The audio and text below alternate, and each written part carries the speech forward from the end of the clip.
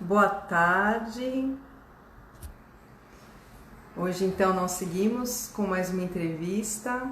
Nosso convidado de hoje é o Maurício Salem. Ele trabalha com yoga educativa, na área da educação, desenvolvendo aulas para as crianças, adolescentes, adultos. Também trabalha com mindfulness educacional, yoga do riso. Olá, vão chegando aqui as pessoas, a gente vai aguardando o Maurício chegar daqui a pouco. Boa tarde para quem está chegando.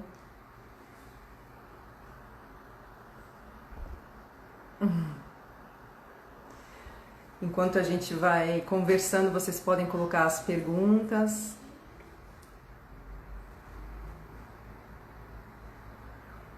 Deixa eu falando mais um pouco sobre o Maurício, então. Boa tarde, boa tarde.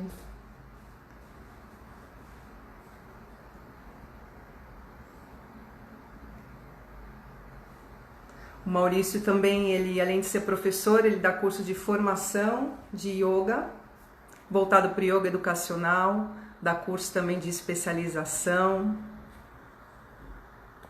Quem aqui já entrou e conhece o Maurício já?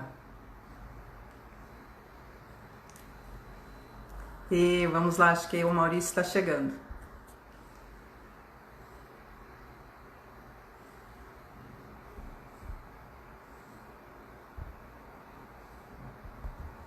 Então eu vou convidar o Maurício agora.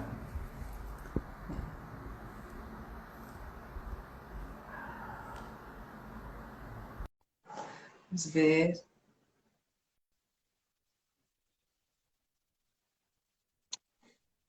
Olá, Olá, boa tarde, Maurício. Tudo bem?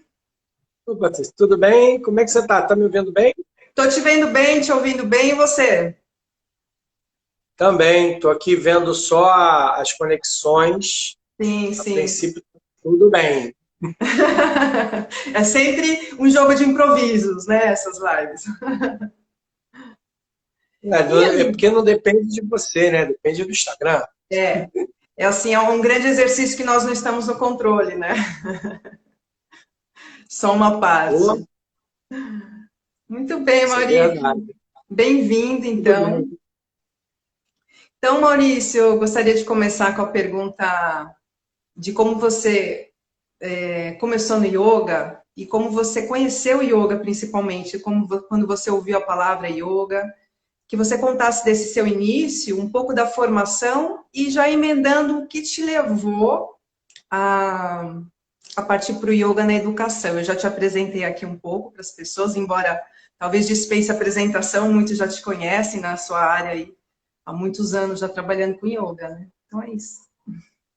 Ah, Patrícia, obrigado. Mais uma vez honrado, muito feliz de estar aqui com a convite Jussara, Bianca, toda a equipe aí de vocês da Aliança. A gente está muito feliz. É, o meu começo com yoga, ele foi um começo um tanto quanto assim inusitado. Vários familiares já tinham falado sobre yoga, eu já tinha visto algumas coisas, mas o primeiro contato, ele foi quando eu era atleta federado, então eu era nadador e dentro da equipe resolveram fazer uma experiência, né? A gente tinha um horário de condicionamento físico de 3h30 às 4 e depois a gente tinha o nosso treino de piscina de 4 às 6h30. Isso era de segunda a sexta, sábado era coisa pela manhã e depois, quando a gente estava mais velho, tinha os treinos da madrugada, que era de 5 às 6. Então, assim, era a época da natação quantidade, era a época da sobrecarga sobre o atleta. E aí os técnicos resolveram colocar uma aula de respiração, meditação, né? E que era uma aula de yoga, né? E o professor, que é o contato dele era Cláudio, ele era um dos psicólogos lá do clube e também ele tinha estudado com o professor Hermógenes. Então, ele tinha, só que assim, ele não se considerava professor de yoga, mas ele dava esse tipo de vivência para gente antes do treino. Só que o que acontecia? A gente caía relaxado na piscina. O técnico queria que a gente desse rendimento na piscina.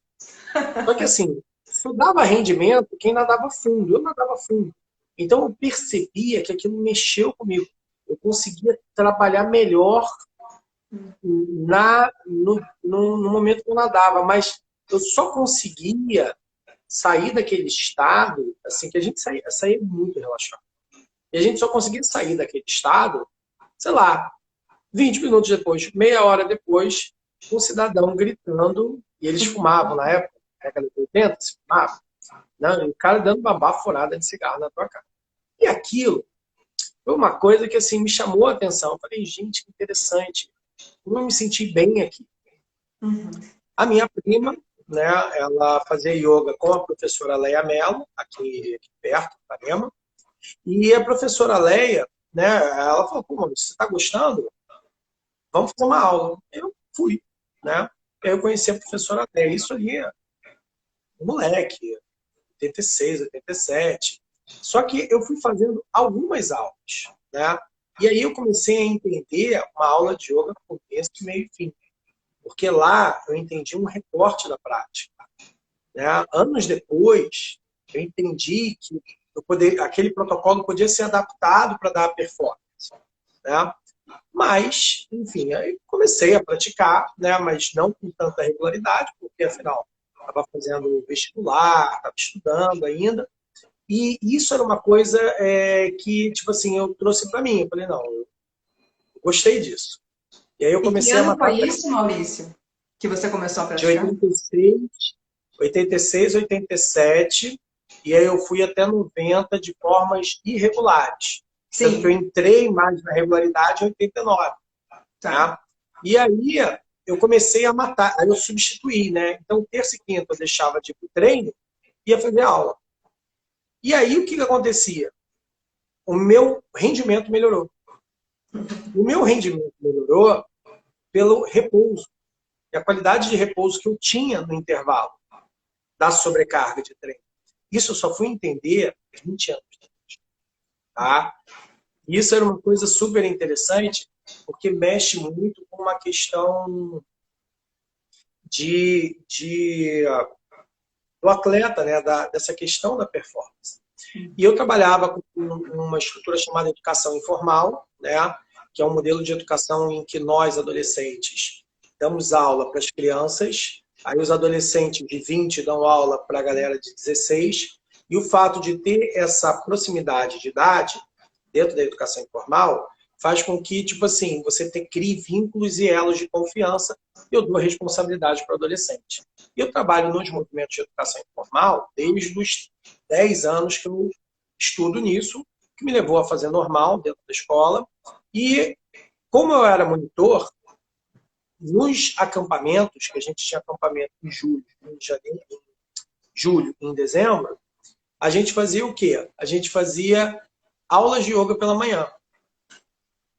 Mas assim, sem pretensão. Já conhecia aquela galera, né? Então eu dava aula para eles, né? Essa era uma...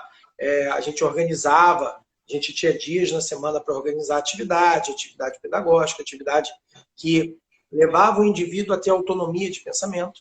Né? E às vezes eu usava muito técnicas de meditação e mindfulness. Né? Na época não tinha esse nome, né? Exatamente para levar esses adolescentes a terem um processo de reflexão.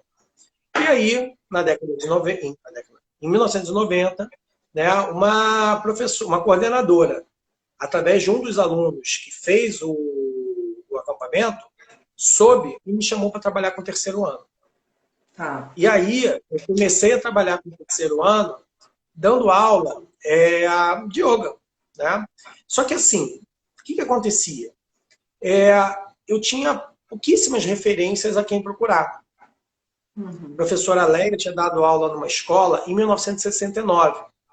Ironicamente, eu retomei o projeto de yoga nessa escola alguns anos atrás. Tá? O mundo dá essas voltas. E o registro dela naquela escola, em 69, foi o documento que foi usado para fazer a primeira regulamentação junto ao MEC da profissão de instrutor de yoga, na Olha, década de 70.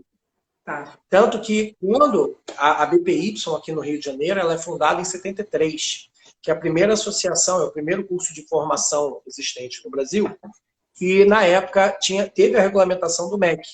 Né? Era um curso técnico que durava 3 anos e meio, uma carga horária aproximada de 400 a 500 horas. E aí, o que acontecia? Era um limbo. Né?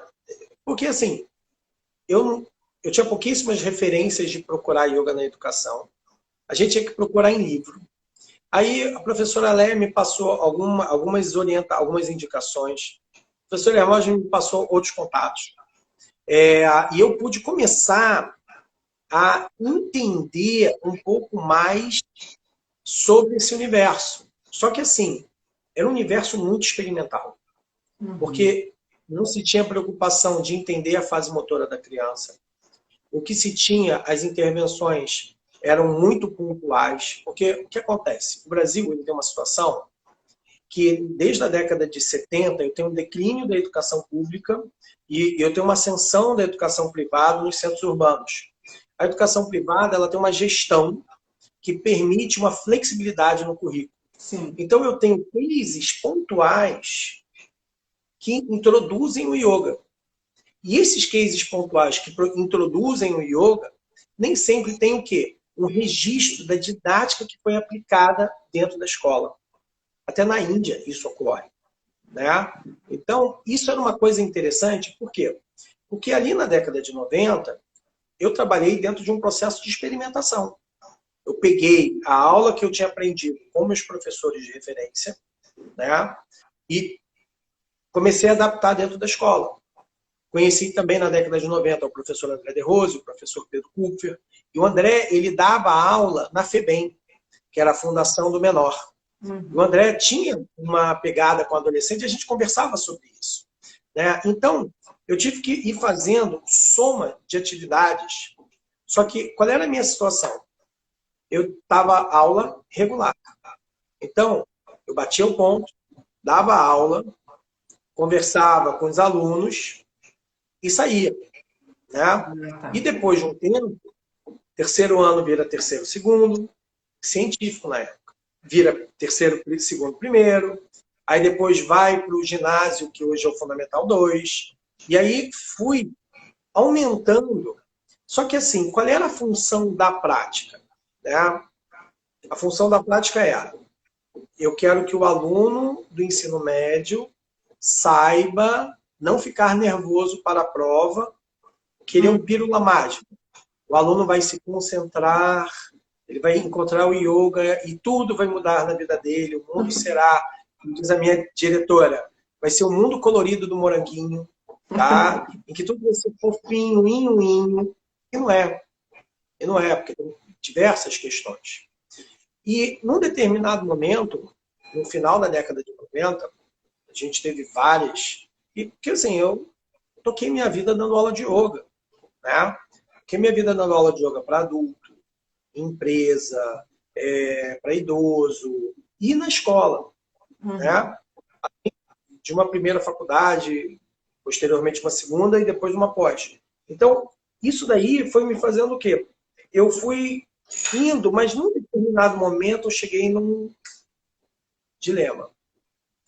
E esse dilema veio quando eu parei na educação infantil. Porque na educação infantil, se eu não sei o porquê das coisas, eu não consigo construir um protocolo operacional para aplicar lá.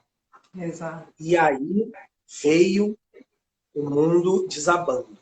O mundo desabando é assim, as primeiras aulas foram lindas e maravilhosas, porque você era uma novidade, lindinho, pouquinho, mas depois ele janta você. Né? Um de um janta você assim, fácil, palito os dentes. Por quê? Porque ele você tem que ter um trabalho de progressão.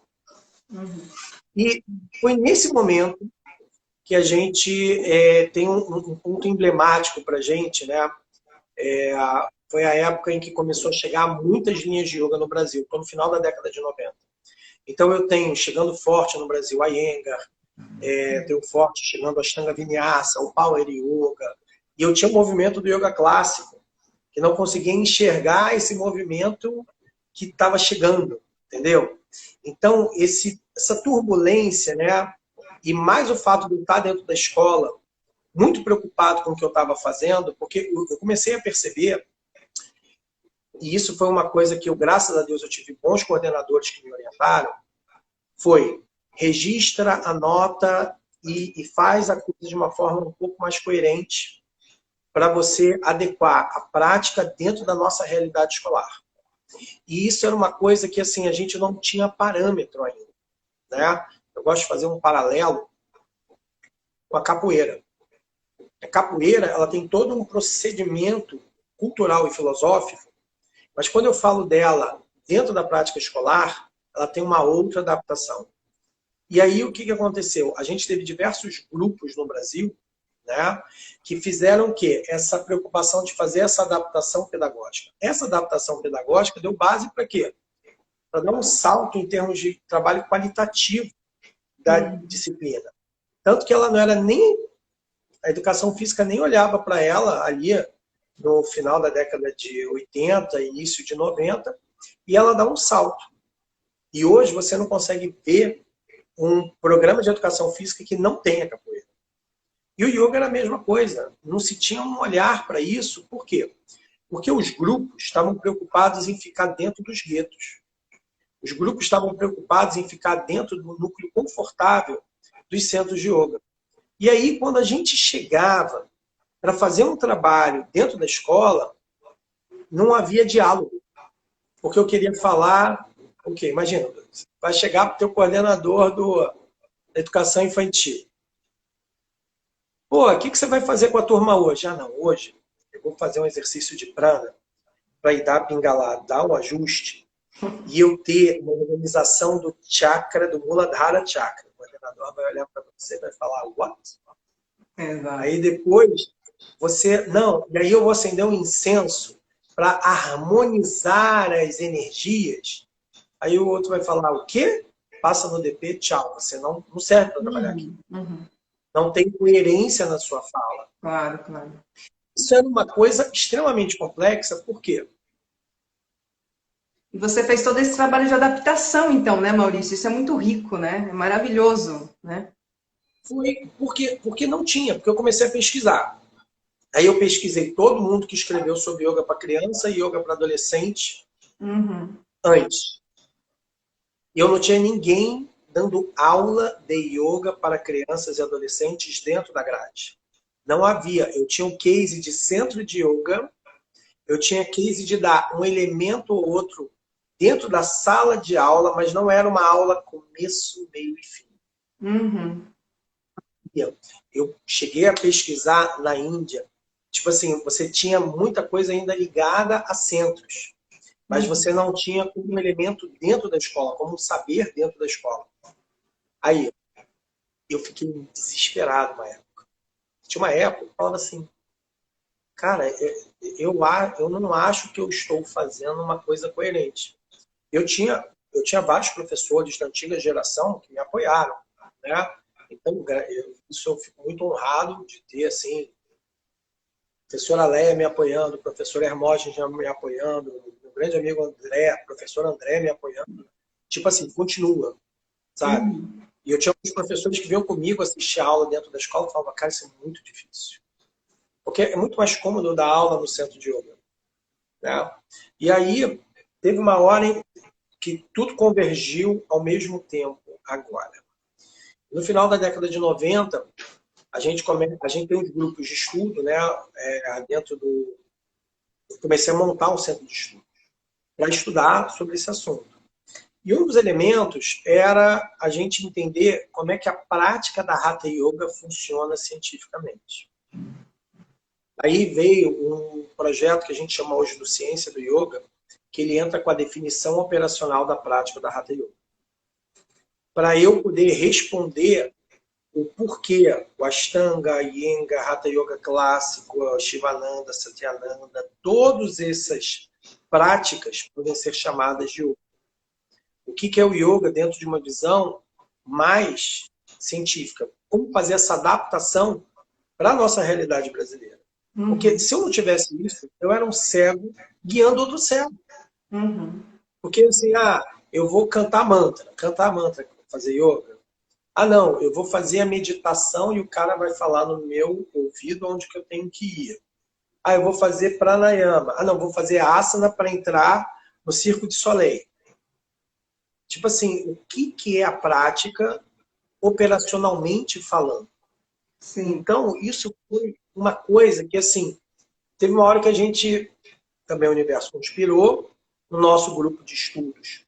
A gente tinha médico, fisioterapeuta, educador físico, e a gente resolveu pegar o que existia de anatomia sobre o yoga, pesquisas para a gente entender.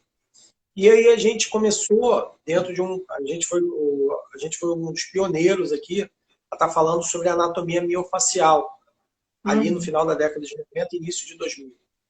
E a gente fez uma correlação que fez um certo terremoto, muita gente olhou para a gente de uma forma meio, tipo assim, você está mexendo no vespeiro, mas eu falei, cara, eu preciso de respostas. Sem respostas, eu não tenho como organizar uma prática adequada à fase motora. Sim. E, em paralelo a isso, a gente teve o contato com a psicomotricidade. Eu havia já estudado logopedia lá na década de 80, 90, né? E a psicomotricidade, ela veio como uma luva, criando essa ponte dentro da área da educação. Que aí a gente conseguiu organizar toda a nossa definição operacional. E eu me lembro como se foi hoje, num evento da Aliança do Yoga, que eu conheci o Dr. Roberto Cardoso. Eu já conheci ele de nome. E o Dr. Roberto, ele chegou, ele deu 2 palestras maravilhosas. Uma, começando a apresentar a defesa dele da definição operacional da meditação. A segunda, falando sobre uma das hipóteses de Samadhi e Kundalini. Cara, arrepio, só de eu lembrar, aquela palestra foi irada. Irada é gíria de carioca, desculpa. Você tem que entender que eu dou aula na escola. Então, eu tenho uma hora que você está ali, tanto contato com adolescente, que é normal. E aí, o que aconteceu? Nesse momento, né, eu comecei a explicar muita coisa. Ele falou, Maurício, isso que vocês estão aí é uma definição operacional da Hatha Yoga, que é o caminho da tradição. Porque a gente tem que entender que a tradição ela tem uma linguagem que funciona dentro da tradição. Mas agora, dentro do meio escolar e do meio científico, do meio da saúde, eu preciso de uma transição de linguagem, de uma adaptação. Inclusive, Maurício, desculpa já fazendo uma pergunta dentro dessa sua construção, né?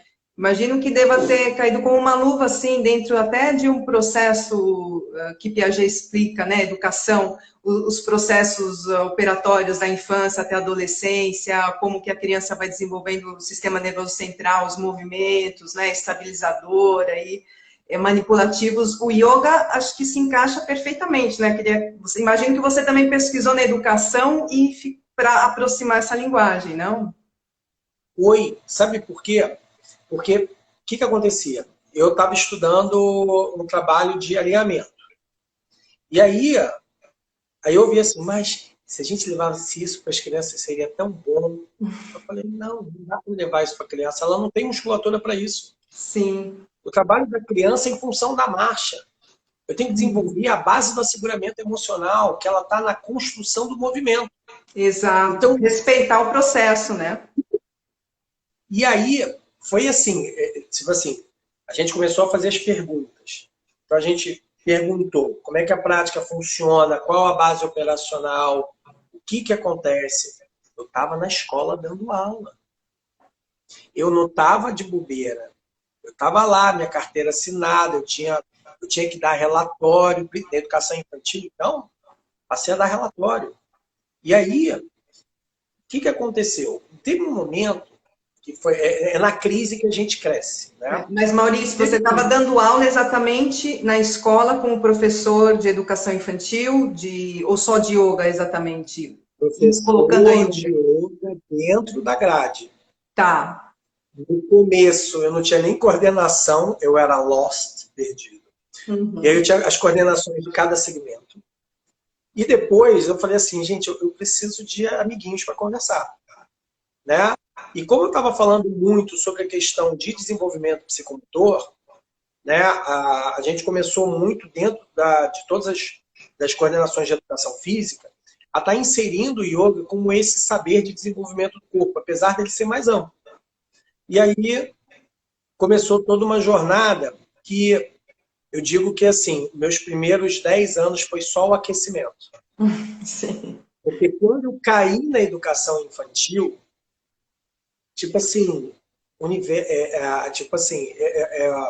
tinha uma coisa que uma professora minha da faculdade falou. O lugar mais difícil de você dar aula é na educação infantil. É onde mais você tem que ter experiência, mais tem que ter bagagem técnica, tem que ter pique para estar trabalhando.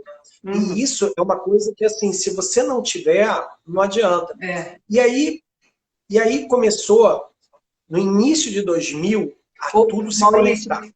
peraí, aproveitando aí essa sua fala, aqui tem uma pergunta da Ju, querendo saber justamente como que os alunos se comportaram aí nesse início, assim, tendo essas aulas. Eu digo o seguinte, eu estou indo para a minha terceira geração, que são os filhos dos meus segundos alunos, que estão começando a nascer, e em algum momento eu vou receber eles na educação infantil.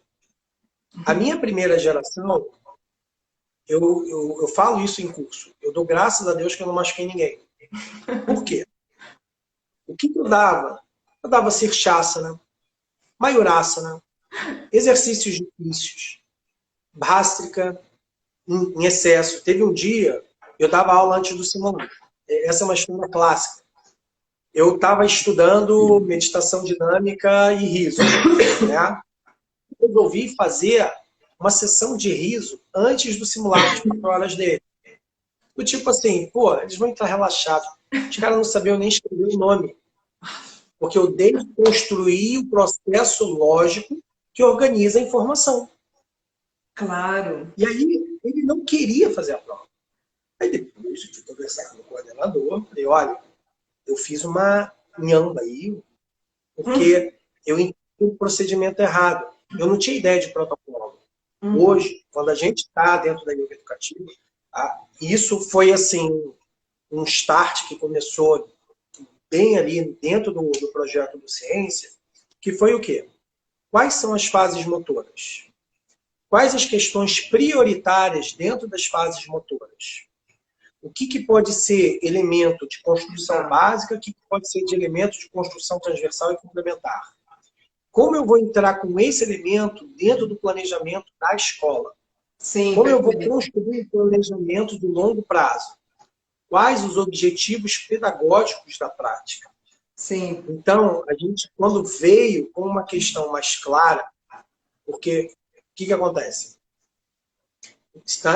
O Danny Goleman, ele fala muito sobre inteligências socioemocionais, né? Habilidades socioemocionais.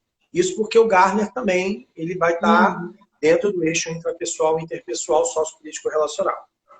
Só que os dois faziam yoga. Quando a gente descobre quem fazia yoga daquele povo lá de Harvard, é o maior barato. Porque aí você começa a entender de onde as coisas estão vindo. Sim. E ele sempre fala sobre meditação. Sobre mindfulness, tá? Fazer um reporte sobre isso.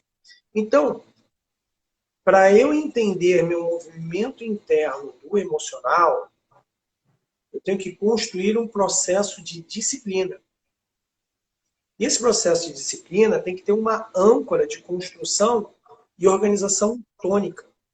É onde entra a aula de yoga. Tá. Então, isso começou a dar diversos parâmetros para a gente estar fazendo o trabalho dentro da escola. Por quê? A aula de yoga dentro da escola tem que levar o aluno a ter autonomia. Autonomia é o quê? Ele precisa ter uma prática coerente, adequado à sua fase motora. Então, se eu estou dando uma aula para uma criança de pré-escola 1, 4, 5 anos, eu estou ali estruturação do equilíbrio bipodal, estruturando o equilíbrio unipodal, estruturando o centro de gravidade e construção da fala. Então, eu tenho que estimular a postura ou eu tenho que estimular a qualidade ventilatória? A qualidade ventilatória. A qualidade ventilatória vai fazer o quê? Vai fazer com que o meu cognitivo possa ter um amadurecimento, o meu corpo possa ter um amadurecimento e o indivíduo ele reconheça o esquema corporal. Para a educação infantil, a vivência sobre o esquema corporal vai construindo bases para quê? Correr, saltar, pular, rolar, se agachar. Perfeito. E isso dá base para o brincar. Em psicomotricidade, a gente tem uma fala que é sinto, logo existo. Então, o primeiro passo é disciplinar os sentidos. Perfeito. Eu não posso... É incoerente. Eu estava uma vez conversando com uma pesquisadora, a professora Elisa Cosaza, e a nossa conversa era: meditação para criança não se opera. O que eu tenho é concentração sensória. Perfeito. Diferente do conteúdo. Perfeito. Por quê? Porque eu estou desconstruindo o processo lógico-linear de organização de informação. Perfeito. Para tal, eu tenho que manter uma organização tônica no gradiente de pressão dos diafragmas chaves, que vão me fazer a sustentação da ventilação, que me mantém a ancoragem da atenção. Criança não tem essa disciplina para relaxar internamente. Não existe. Existe eu aprender a concentrar os sentidos, como eu concentro e como eu relaxo o tônus. E aí, de novo, a educação e a saúde, elas se abraçam. Sim. Tá? Maurício,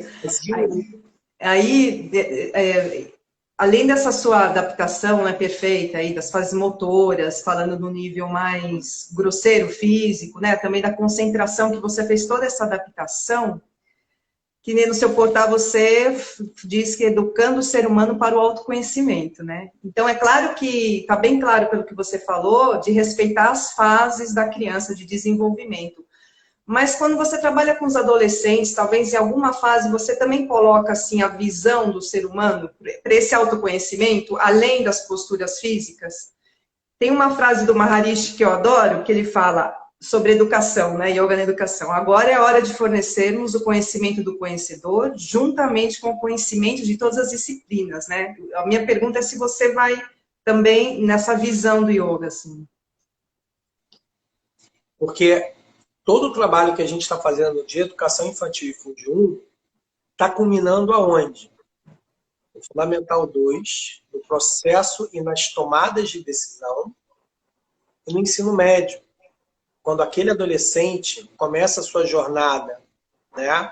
E a adolescência encerra aos 25, e ele vai encerrar a jornada encerrando a faculdade. Então, o eu tem que ter uma disciplina para saber exatamente o que ele vai ter e o que ele vai querer buscar. Normalmente, dentro da tradição do yoga, a gente vai buscar segurança ou prazer. Né? Então, são dois caminhos que a gente vai ter. Eu quero buscar elementos que me deem segurança, eu quero buscar elementos que me deem prazer.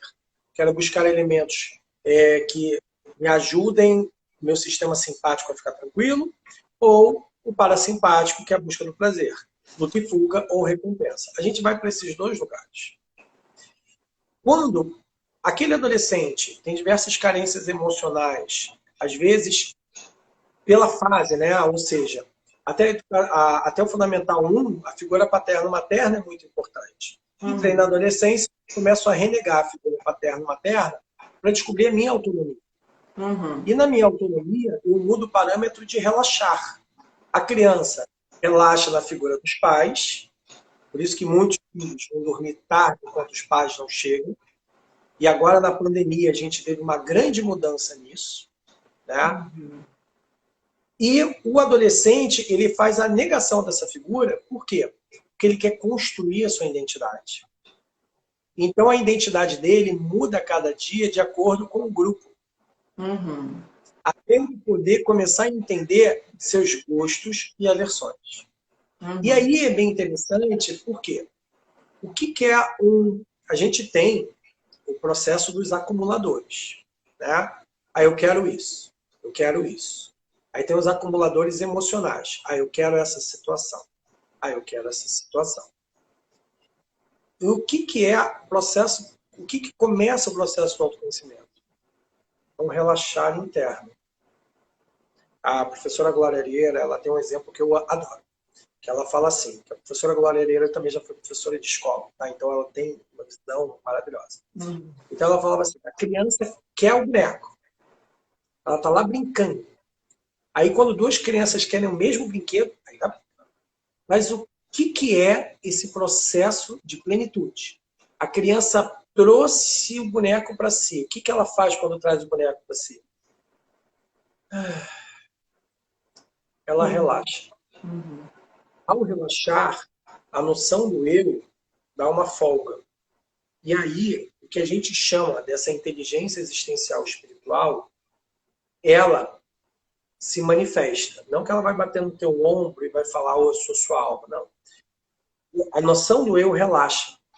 Então, esse lugar que eu aprendo a relaxar, que eu me descubro contente com o que eu sou hoje, é um lugar que vai ajudar a balizar o indivíduo para as suas tomadas de decisões. Perfeito. Na vida adolescente e na vida adulta. Então, quando a gente está lá com o adolescente, e aí sim, o nosso programa tem um programa de mindfulness, que o trabalho todo dele é para habilidade socioemocional, é o quê? É eu pegar esse indivíduo, ele ter a base da meditação. E quando eu vou dar a dinâmica, e tudo é baseado em autonomia, né? Porque a minha primeira professora, ela foi uma pessoa muito sábia, tá? Então ela trabalhava com o processo de autonomia, que é o yoga clássico, ele trabalha com isso. Todos os percussores do yoga do Brasil trabalham com isso. Você vai aprender uma série simples, fácil, acessível. Você faça em casa com segurança. Você não tem Circo de Soleil dentro da prática. Você tem uma coisa simples. Então, ou seja, tem mais pessoas podendo fazer. Então, quando esse adolescente adquire a autonomia na sua estrutura da prática e a autonomia da meditação, aquilo se torna uma coisa comum. Quando a gente constrói essa base, depois ele vai fazer uma dinâmica psicomotora, uma dinâmica para ter entendimento de como está esse processo emocional interno dele, ele está mais maduro para verbalizar o que ele está sentindo. Perfeito. E vai trazendo para ele o quê? Um amadurecimento emocional maior. Tá. O que nós descobrimos e que nós percebemos, isso nem pela área da saúde, não foi nem pela área da educação, que aqueles profissionais da década de 80, 90, aos 35, 40, 45 anos, tinham as famosas crises, porque eles não sabiam gerenciar a si próprios. Perfeito. Não sabiam falar não, ou eu tenho que equilibrar a minha rotina diária. Para quê?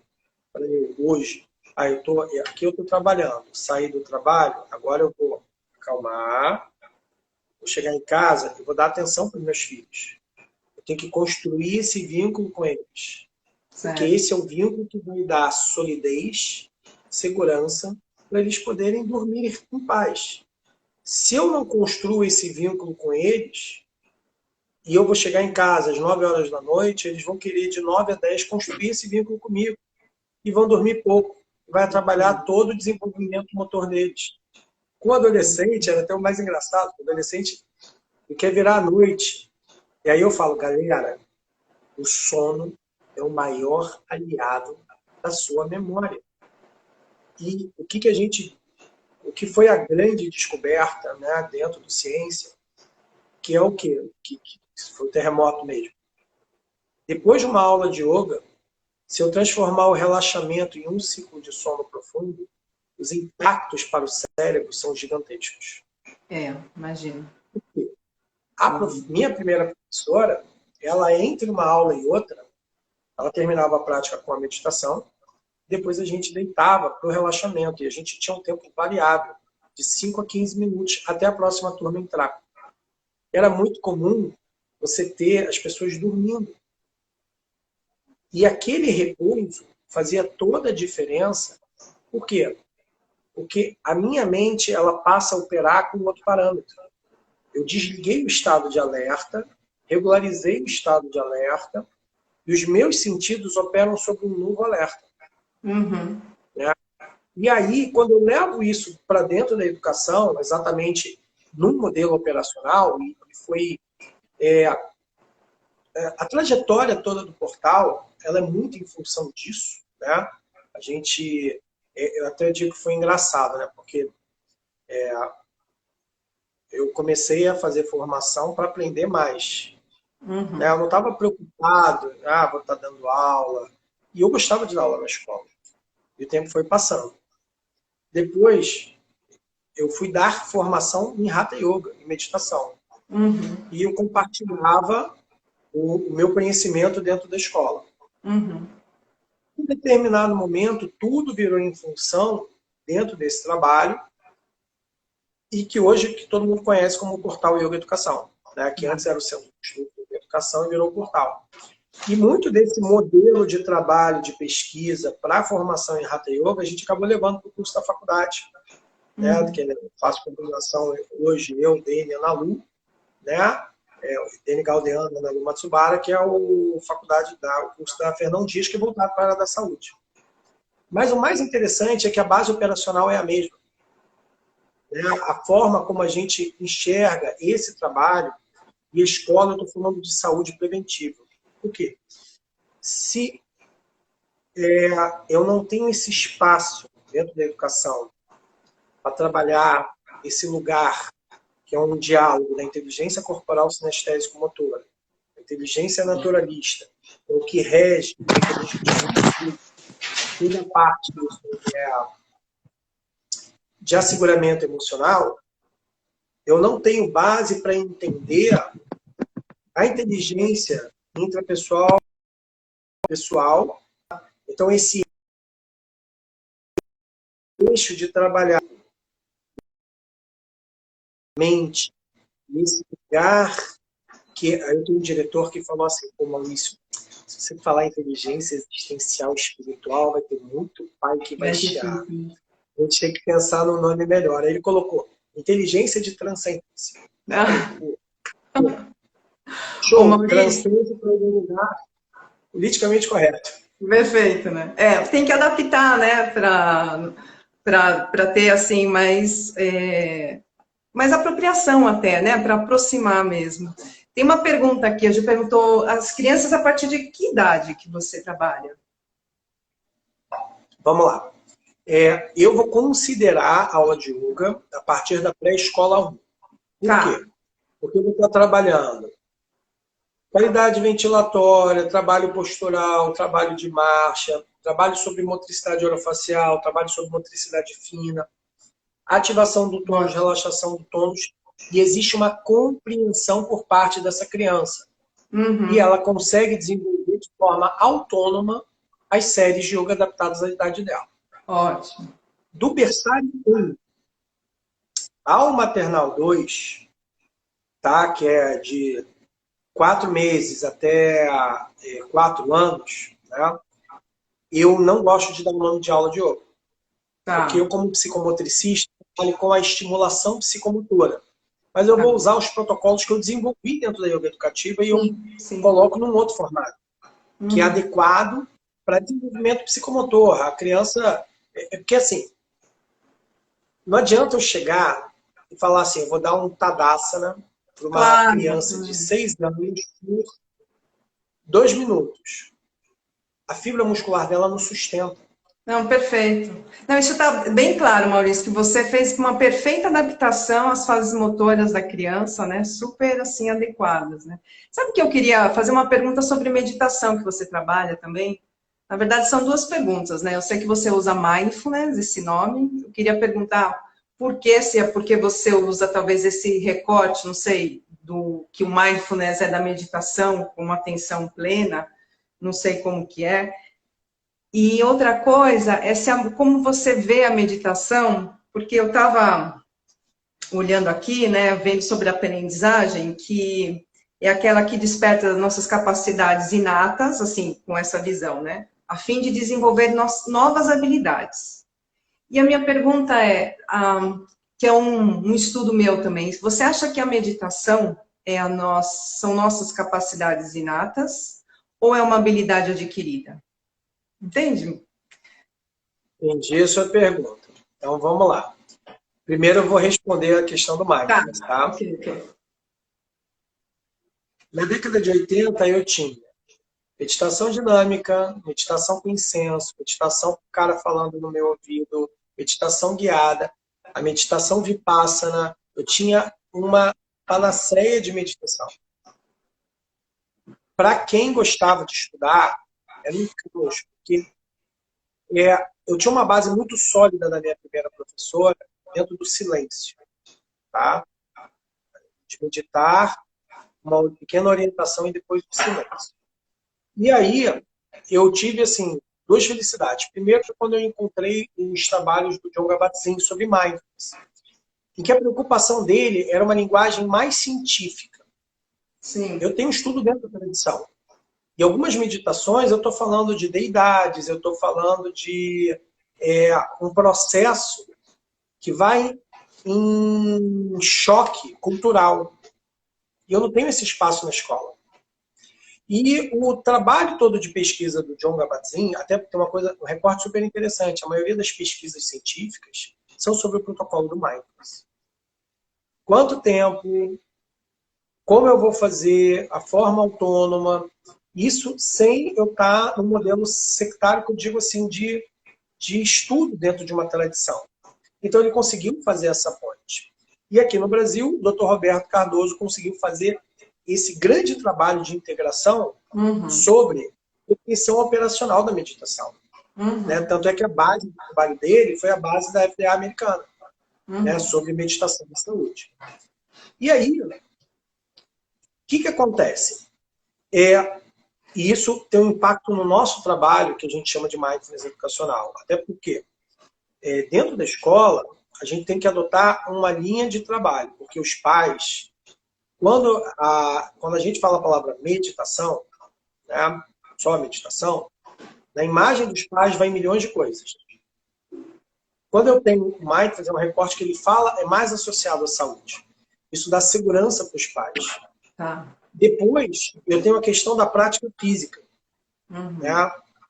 Então, num paralelo, só para ficar mais claro, para você entender, é que assim, eu tenho uma meditação que vai abordar muita coisa e eu tenho esse recorte operacional chamado mindfulness. Tá. Eu tenho a Hatha Yoga e eu tenho um recorte operacional, que é o método que a gente criou chamado Yoga Educativa, que é baseado em parâmetros operacionais. Tá? Então, são dois recortes muito claros e, assim, e um da base para o outro. Por quê? Porque eu tenho um processo da meditação para eu ter acesso a esse universo interno do indivíduo que vai me abrir as portas para as minhas competências ou habilidades múltiplas ou inteligências múltiplas. Para eu saber o que eu quero, o que eu gosto e o que eu vou buscar de caminho para a minha vida, qual o meu dharma, qual o caminho que eu vou seguir. E eu tenho a transcendência. Eu falar de transcendência dentro da escola, polêmico. Só que é a essência da meditação. Então, o que é esse processo? Né? E aí ele é muito interessante quando a gente vai falar das inteligências.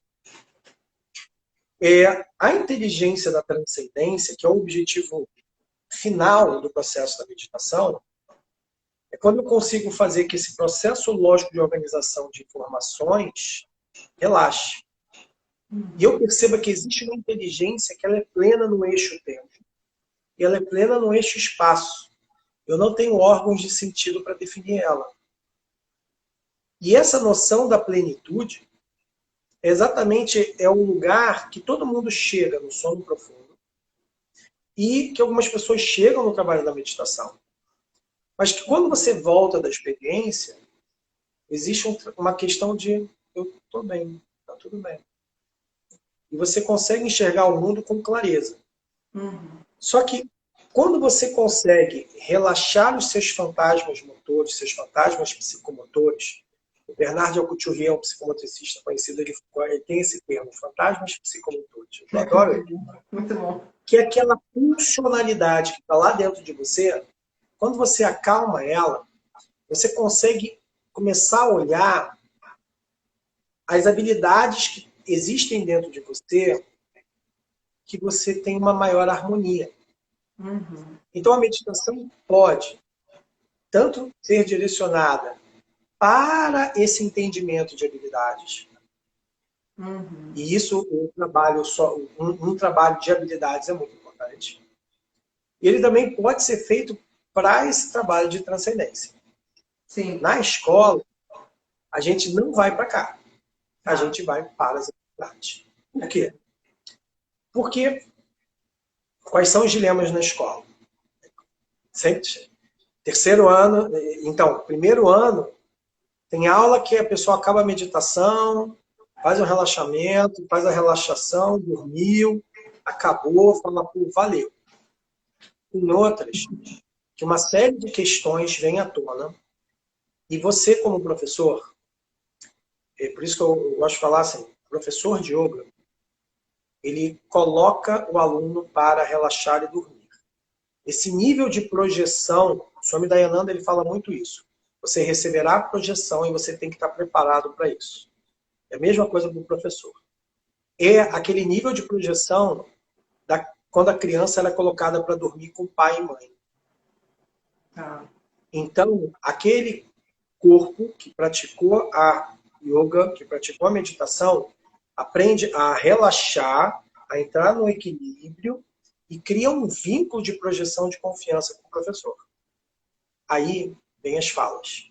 Quando vem as falas, eu estou sentindo isso, eu estou sentindo isso. O nosso ouvido ele já tem que estar treinado. Por quê? Porque eu vou dali para o meu coordenador. O aluno A está com essa questão essa, B, C. E aí a gente consegue fazer um trabalho de orientação desse estudante com muito mais profundidade. Porque ele verbaliza. Perfeito. Porque ele encontra um lugar de segurança para verbalizar. Por isso que todas as dinâmicas psicomotoras e para habilidades socioemocionais, a gente sempre trabalha atrelado com uma estrutura coerente de mindfulness. Para quê? Para que quando a gente acabe as nossas... E assim, eu tenho ensino para autonomia e tem dia que tem a dinâmica. Quando tem a dinâmica, eu tenho o psicólogo, o coordenador da escola está lá comigo. Por quê? E a gente vai puxar o aluno, ele vai, agora eu estou entendendo. Porque o lugar de fala desse aluno, depois do relaxamento, ele é mais solto. Então ele verbaliza situações que ele antes não verbalizava. Então é mais fácil a coordenação orientar. E tudo isso tem a ver com a escolha de vida. O que eu quero para a minha vida? Uhum. Qual é o meu dharma? Quem sou eu na minha família, na minha essência? Uhum. Qual é o meu dharma? Quem sou eu na minha família? Qual é o meu dharma? Quem sou eu na minha busca, o meu lugar dentro da sociedade? Uhum. E aonde a gente entra com isso é um processo de autoconhecimento. Perfeito. Perfeito. E isso é uma coisa que assim é rica na escola. Por quê? Porque você vê que aquele adolescente ele sai com uma... Ele entende que existe algo a mais para se importar. Perfeito. Ele vai querer levar isso para a família, vai querer levar isso para o relacionamento, vai querer levar isso para os filhos, vai passar para a geração seguinte. Porque eu só passo para a geração seguinte se está internalizado. Se não está internalizado, não tem como passar. Não, perfeito, Maurício. E você, então, os seus cursos, você dá curso de formação também para formadores de yoga educativa e também curso de especialização para as pessoas passarem, não é? Você tem esses dois? Exato. A gente trabalhou o quê? Né? O portal, ele veio de um curso de 2 anos e meio para formação de yoga, e meditação, e que virou um trabalho todo com um enfoque educacional, né? Tá. Então, ele trabalha toda essa base para enfoque educacional, para os profissionais que estão atuando dentro da escola. E isso é um trabalho que a gente leva dentro da escola, dentro da universidade. E a gente, depois de muita reflexão, porque, enfim, as pessoas têm um tempo, né? A gente pegou e organizou os nossos módulos, porque é assim, a gente que gosta de estudar, fala, esse mês eu vou estar falando de chakras, vou estudar mais. Perfeito. Aí aumenta a apostila. Aí no próximo mês eu vou estar falando de linhas miofaciais, aí aumenta a apostila. Como a gente trabalha assim, a gente acabou que modulou todo o nosso sistema de trabalho até para facilitar o pessoal, né? Tá. Isso é um curso dentro da linha do portal Yoga Educação. E a nossa formação, com a visão em Hatha Yoga, olhando Vinyasa, olhando alinhamento, olhando o Yoga de uma forma mais ampla, né? E a meditação, com mais e sem ênfase na área da saúde, a gente direcionou para hoje o que é o nosso curso, que não é só meu, né? Três. Dentro da faculdade, da Fernão Dias. Então, esse que é um enfoque todo voltado para a área da saúde. Então, hoje a gente consegue trabalhar bem esses dois universos, porque, sei lá, dentro da escola eu vou trabalhar marcha imitando os animais, um trabalho em dupla, lúdico, elementos lúdicos, atividade para motricidade fina, motricidade orofacial, um trabalho de música, um trabalho de... Que magnífico. Muita coisa. Não, é muito encantador, Maurício. Olha, parabéns, assim, a gente fica, assim, muito feliz, né, de saber que tem essa frente, assim, sendo desbravada e pondo em prática, né, porque o que uma pessoa que começa a meditar com 30 anos, né, 20, agora, quem já desde o início começa a ter essa formação de autoconhecimento, realmente é um assunto para a gente ficar aqui, né, muito tempo. Agora, tá tudo isso no seu portal, né, da educação, a gente pode pesquisar lá, né? Lá no portal Yoga Educação, né, tem aqui o Instagram do portal, que é o Yoga Eduque, @Yoga Eduque, e tem o site, que é o Yoga Eduque, www.yogaeduque.com.br, e lá você encontra as informações do portal e lá também já te dá o acesso da faculdade. Tá. E muita coisa está por lá. Imagina. Sabe o que eu queria perguntar, se a gente tiver tempo ainda? Porque eu tenho muita curiosidade, é o yoga do riso. Eu queria saber como que é esse trabalho, Maurício, porque uma vez eu fiz, até uma pergunta bem junto. Uma vez eu fiz uma vivência onde a gente colocou uma fita com músicas de risadas gravadas e a proposta era a gente rir 30 minutos sem parar, trabalhando diafragma, com risada espontânea, forçada, enfim. E foi muito bacana, assim, né? Você acha que essa prática que eu fiz, podemos chamar de... Não era chamada de yoga do riso, mas pode ser chamada de yoga do riso, ou a yoga do riso tem um direcionamento aí a mais? E por que você trabalha com yoga do riso, né? Isso daí é assunto para outra live. Tá. Vou te sintetizar. Vamos criar. Eu vou sintetizar. Eu comecei a estudar o universo da meditação dinâmica em 89, tá? Através de um grande amigo que hoje também é formador de mindfulness, que a gente fala muito. E aí, que é o Alan Pogrebinski, você procura mindfulness funcional, tá? Grande amigo. E aí, caí em estudar meditação dinâmica. De todas as meditações dinâmicas, o riso, que eu gostei, o trabalho em cima das emoções é extremamente complexo, porque eu abro uma caixa de Pandora, e aí quando você abre, você tem que saber fechar. E o problema é quando você não tem um nível técnico facilitador para saber fechar. Tá? Então, é um lugar meio delicado. E aí, com o tempo, eu fui estudando esse assunto, conforme eu te falei. Fui fazer uma sessão. Então, a sessão pré-prova estava tudo bem. No dia da prova, eu acabei. Acabei com os alunos. E eu não entendi por quê. Tá? E aí, a pessoa, ela, ao invés de ter foco, clareza, a meditação, ela tem que levar o indivíduo a ter uma mente clara, relaxada, mas com coerência. Eu não vou ser um Focado. abobado, eu desenvolvo foco. Então, o uso do riso, eu fui entendendo que tem que ter uma métrica de trabalho, né? Com o tempo, eu tive contato também com um indiano que pesquisa isso, Madame Kataria, da Lauter Yoga University. Hoje eu também eu tenho registro e credenciamento dentro desse método, formo outros aqui. Só que todo o nosso trabalho, ele ocorre num seminário e depois na certificação, que é o seminário Yoga do Riso para a Saúde e Educação, onde a gente vai em cima desse assunto. Tá. Mas para quê? Eu vou rir, eu vou rir, tenho todo um processo de desconstrução, só que depois eu tenho que organizar.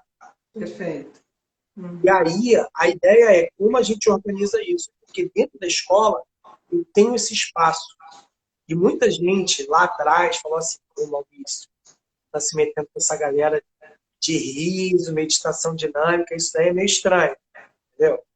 E aí tipo assim, eu tive um certo... Só que hoje é perfeitamente simples de você acoplar. Só que tem que ter lugar no planejamento, entendeu? Perfeito.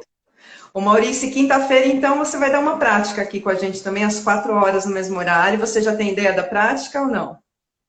Eu já estou com uma prática, que eu vou estar dando uma prática básica, que é um trabalho bem simples que a gente vai estar fazendo, direcionado. O público que vai estar assistindo a gente vai ser adulto, então eu vou direcionar para os professores, que a gente faz um trabalho com os professores no horário extra.